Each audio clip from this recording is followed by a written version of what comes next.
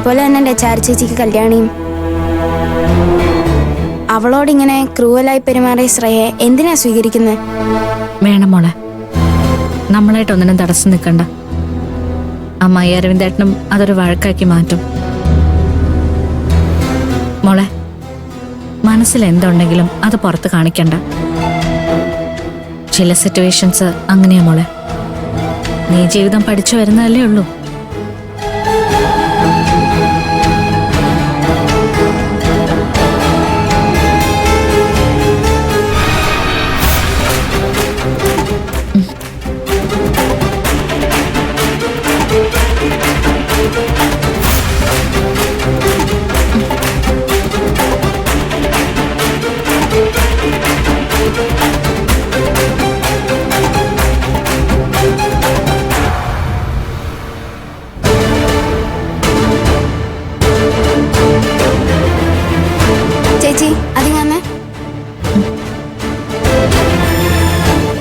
എന്താ മോളേത്?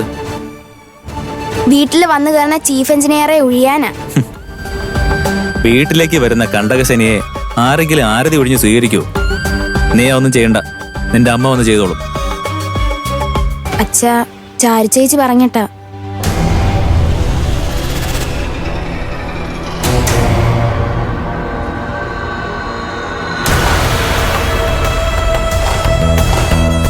എന്താ മോളെ ഇത്? ആ രാക്ഷസി എന്തൊക്കെ ചെയ്തു? അവളെ ആരതി ഒഴിഞ്ഞ് സ്വീകരിക്കണത്ര? എനിക്കൊന്നും മനസ്സിലാവുന്നില്ല.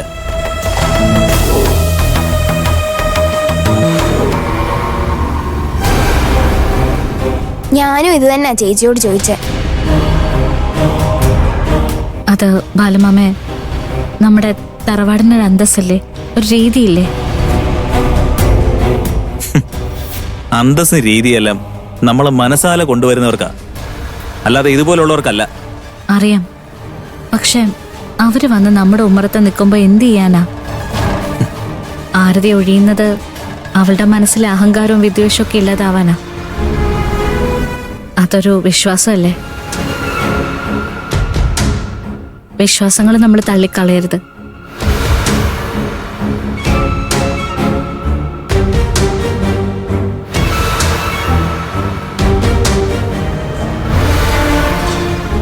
മണ്ഡപത്തിൽ നിന്നിറങ്ങിയ ടീമിനെ കാണുന്നില്ലല്ലോ. എത്തേണ്ട സമയം കഴിഞ്ഞു. അവര് വരികയെ വരാതിരിക്കെ എന്തെങ്കിലും ചെയ്യട്ടെ. നീ നിന്റെ കാര്യം നോക്ക്.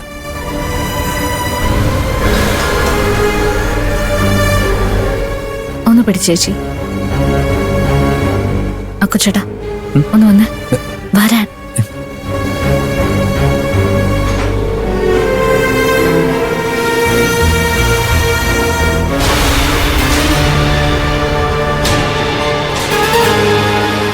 അക്കുച്ചേട്ടാ, നമ്മുടെ വീട്ടിലേക്ക് ശ്രേയ വരുന്ന എന്തിനാണെന്ന് അറിയാലോ. അവള് നമ്മളെ ഏതെങ്കിലുമൊക്കെ രീതിയിൽ ദേഷ്യം പിടിപ്പിക്കാനോ വെറുപ്പിക്കാനോ ശ്രമിക്കും. പക്ഷെ നമ്മൾ സംയമനം പാലിക്കണം.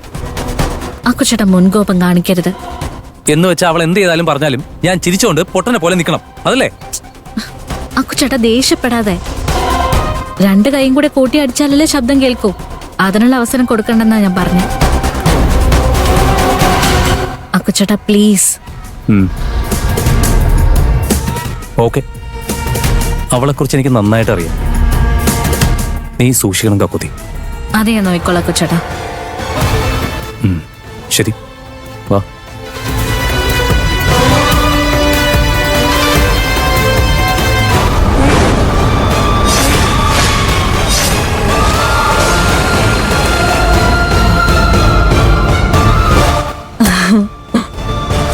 വാ.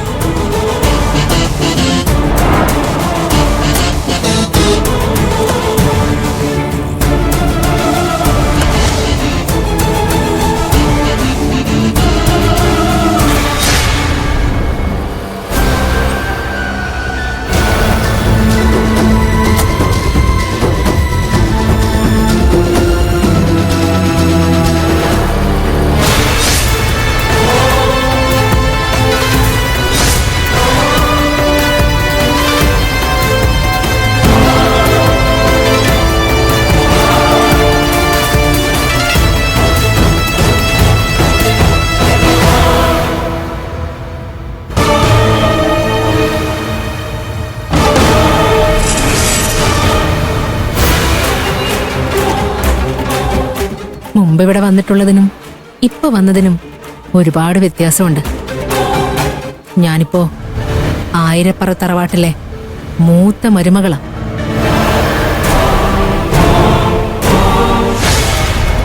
വീടിന്റെ ഐശ്വര്യമായിട്ടല്ല ഞാൻ വന്നിരിക്കുന്നത്.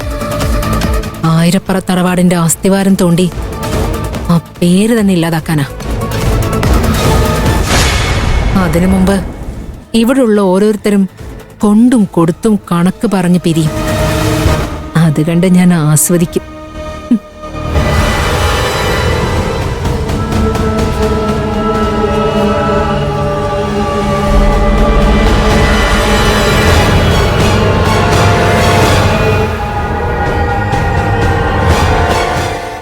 എന്താ മേഡം ആലോചിക്കുന്നത്?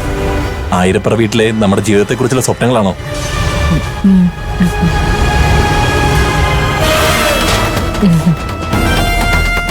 ശ്രേയ, നീ ആഗ്രഹിച്ചതല്ല ഇവിടെ നടക്കും.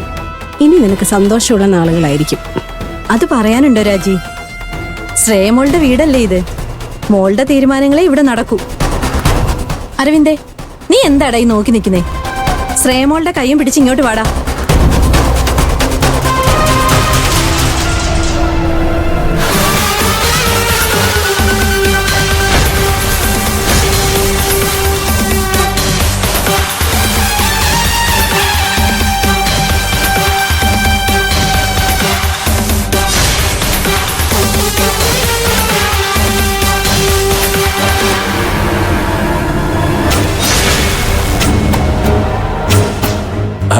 അത് അമ്മേ, അത്